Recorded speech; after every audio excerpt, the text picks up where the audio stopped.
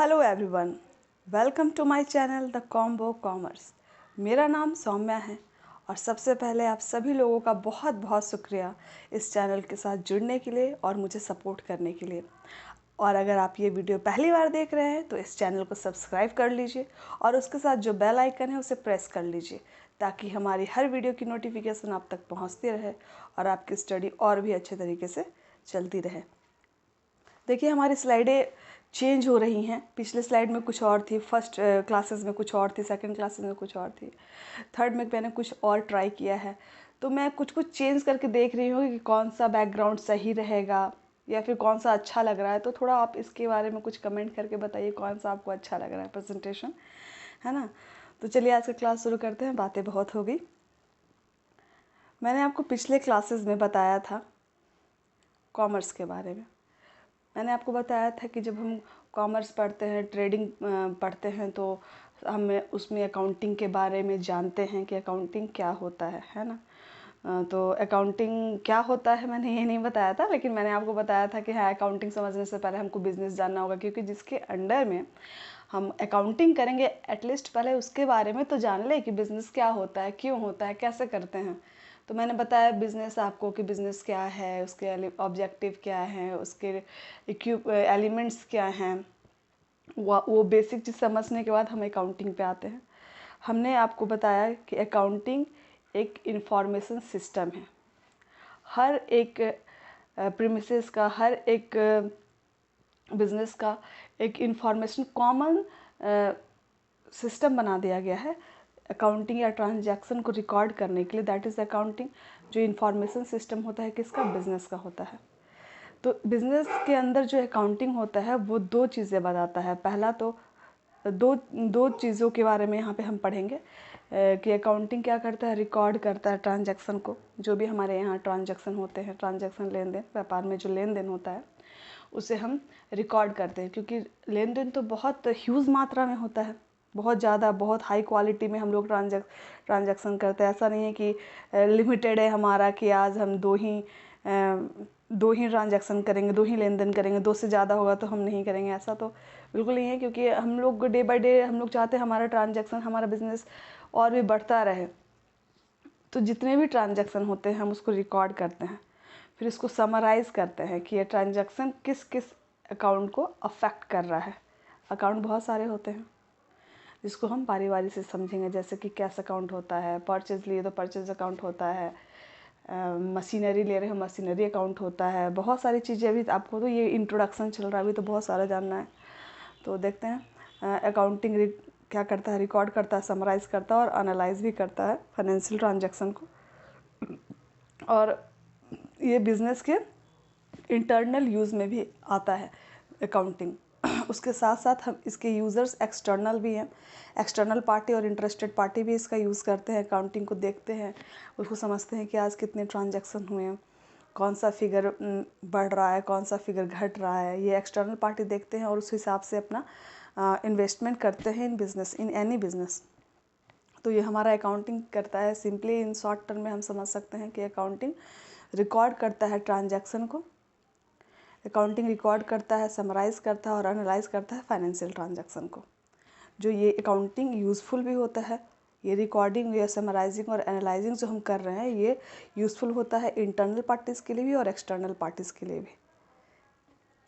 अब अकाउंटेंसी और अकाउंटिंग ये दोनों में हम समझेंगे क्या अंतर आता है। बहुत ही माइनर अंतर तो नहीं कह सकते हैं, लेकिन हाँ, इसमें कन्फ्यूज़न होता है लोगों को समझने में कि ये क्या चीज़ है। मतलब दोनों एक ही तो नहीं है, क्योंकि देखने में तो दोनों एक ही लग रहे हैं कि अकाउंटेंसी ऐसे है, अकाउंटिंग है, दोनों सेम, मतलब दोनों के प्रोनाउंसिएशन लगभग सेम है। अकाउंटेंसी एक वाइड रेंज है, मतलब अकाउंटेंसी का एक छोटा पार्ट अकाउंटिंग है।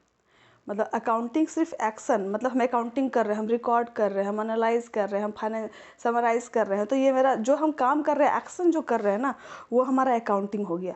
लेकिन इसके बारे में किस टेक्निक से करेंगे, क्या रूल फॉलो करेंगे, क्या प्रिंसिपल है, ये सब इसके बारे में अकाउंटेंसी बताता है। तो अकाउंटेंसी ये वाइड एस्पेक्ट हो गया और अकाउंटिंग नैरो एस्पेक्ट हो गया। मतलब हम कह सकते हैं कि accounting is the part of accountancy.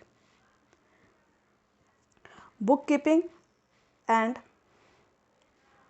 Book keeping and accounting के बारे में समझेंगे। बुक कीपिंग एंड अकाउंटिंग क्या है। आप इससे पहले एक एग्जांपल मैं आपको बताती हूँ कि किसी भी घर में, आप अपने घर से स्टार्ट कीजिए, हर घर से अकाउंटिंग होता है, हर घर में अकाउंटिंग होता है, क्योंकि जहाँ पैसा है वहाँ अकाउंटिंग है। Without accounting there is no without accounting there is no proper appropriation of money, या फिर मतलब उस तरह से सिस्टमैटिक ट्रांजैक्शन नहीं हो पाता है। सिस्टमैटिक ढंग से उसको, मैनर से हम उसको एकत्र या सजा के नहीं कर पाते हैं। थोड़ा थोड़ा कभी कभी कोई भूल जाता है। जैसे हम घर में देखते हैं डायरी वगैरह मेंटेन किया जाता है, हमारे बड़े जो होते हैं, मम्मी पापा होते हैं, या फिर हमारे बड़े भैया या दीदी होते हैं, तो उन्होंने जो भी खर्चे किए हैं, दीदी को या भैया को पॉकेट खर्च मिलते हैं, तो वो अपने देखते हैं। अगर उनको 1000 मिला है तो 1000 में उन्होंने क्या खर्च किया है, 200 कहाँ लगाए हैं, 100 कहाँ लगाए हैं ना, 50 रुपये कहाँ खर्च किए हैं। तो वो उनको फाइनली एक हिसाब मैच हो जाता है कि हाँ फाइनली मैंने 1000 कंप्लीट खर्च किया। तो इसी तरह जब हम बिज़नेस में पैसा लगाते हैं तो उसका हम ट्रांजैक्शन रिकॉर्ड करते हैं, और जिस डायरी में रिकॉर्ड करते हैं, जिस जगह हम रिकॉर्ड करते हैं, उसको हम बुक कीपिंग कहते हैं।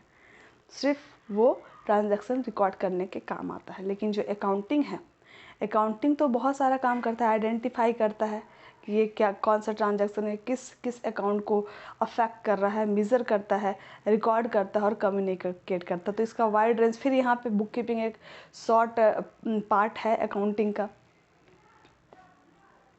अब ऑब्जेक्टिव क्या है, अकाउंटिंग का उद्देश्य क्या है, कि हम अकाउंटिंग क्यों करते हैं।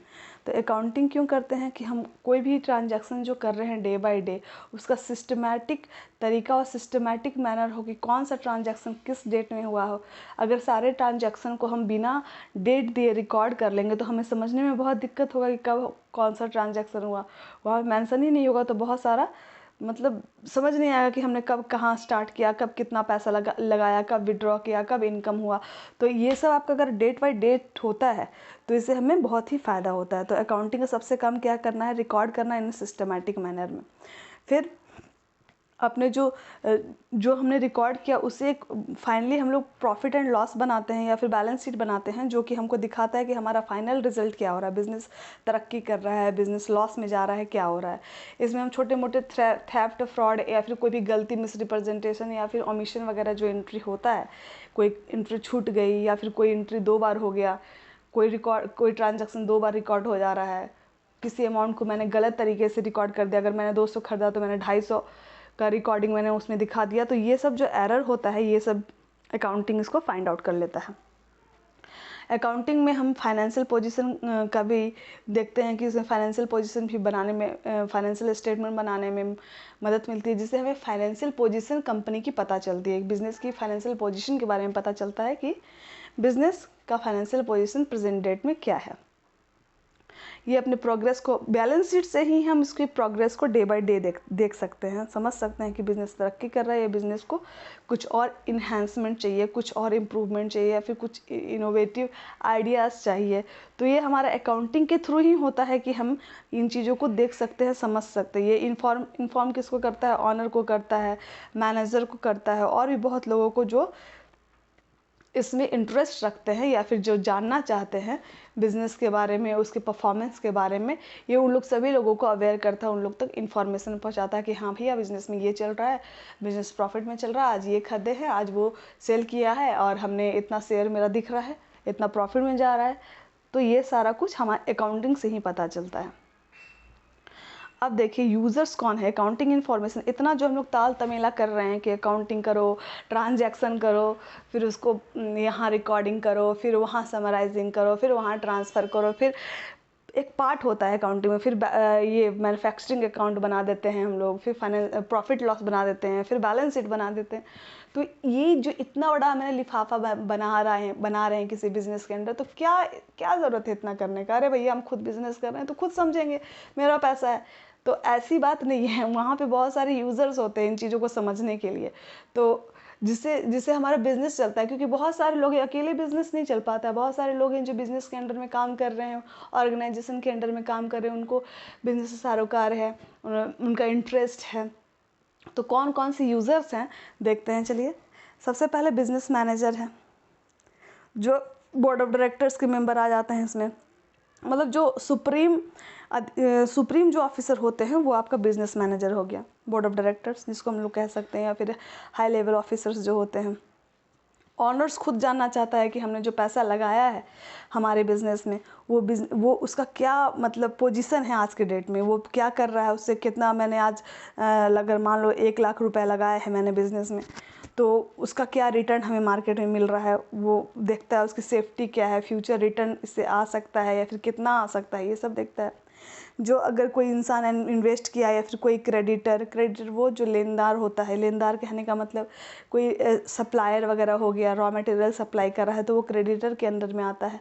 लेंडर हो गया, ये सब जितने भी हैं ये अकाउंटिंग को देखते रहते हैं, उसके बैलेंस शीट को देखते रहते हैं और उससे समझते रहते हैं कि हाँ बिज़नेस किस स्थिति में है, और अब उसी हिसाब से वो अपना डिसीज़न लेते हैं। अब ट्रेड यूनियन, भैया इसमें ट्रेड यूनियन कहाँ से आ गया? उन्हें बैलेंस शीट देखने की, उन्हें अकाउंटिंग समझने की क्या ज़रूरत है? लेकिन नहीं, उन्हें भी देखने की ज़रूरत है। किसी भी बिज़नेस के अंडर में कोई बहुत सारे वर्कर होते हैं, कोई भी बिज़नेस अकेला खुद नहीं हैंडल कर सकता है कोई भी ऑनर, उसके अंदर में बहुत सारे वर्कर हो सकते हैं, हज़ारों होते हैं, लाखों होते हैं। बहुत बड़ा अगर बिज़नेस चल रहा है, बहुत बड़ा फैक्ट्रीज़ है, तो बहुत लाखों बिजनेस वर्कर हो सकते हैं। जैसे रिलायंस हो गया, टाटा हो गया, यहाँ पे बहुत लाखों सैकड़ों लोग होंगे। तो उनका एक लीडर होता है जिसे हम यूनियन लीडर कहते हैं। तो यूनियन लीडर भी अपने वर्कर्स के प्रॉफिट के लिए कि भैया इसको फेयर वेजेस मिलना चाहिए, जितना काम कर रहा है उतना उसे मिलना चाहिए। कंपनी कोई झूठ सच करके उन्हें बहुत ज़्यादा काम कराए और कम पैसा दे कि हाँ झूठ बोल कर कि नहीं मुझे प्रॉफिट नहीं हो रहा है, तुम इतने में मैनेज करो। तो ये सब देखने के लिए, ये सब गलतियाँ या ये सब फ्रॉड वर्कर के साथ ना हो, ये सब देखने के लिए, इस पर नज़र रखने के लिए यूनियन लीडर बनाया जाता है। तो यूनियन लीडर अकाउंटिंग इन्फॉर्मेशन के पे नज़र रखता है, उन पे देखता है, बैलेंस शीट को समझता है कि हाँ भैया कंपनी कितना देने के पोजीशन में खड़ी है कि उनसे हम कितना डिमांड करें कि हमारा डिमांड फुलफ़िल हो जाए।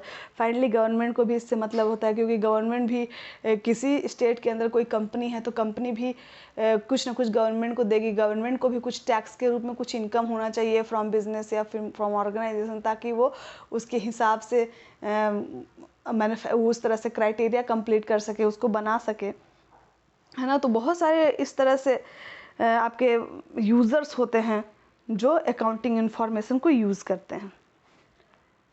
तो चलिए, हमारा यही था आज का वीडियो। आपको वीडियो कैसा लगा ये ज़रूर बताइएगा। होप आप लोगों को ये अच्छा लगा। अगर अच्छा लगा होगा तो लाइक कीजिए। आप अपने डाउट मेरे साथ शेयर कीजिए, अपने प्रीशियस फीडबैक नीचे कमेंट में ज़रूर दीजिए, ताकि मुझे पता चले कि आपको हमारा वीडियो, हमारा लेक्चर कैसा लग रहा है और इसे और कितना इम्प्रूवमेंट की ज़रूरत है। तो चलिए मिलते हैं नेक्स्ट वीडियो में। तब तक के लिए ख्याल रखिएगा अपना।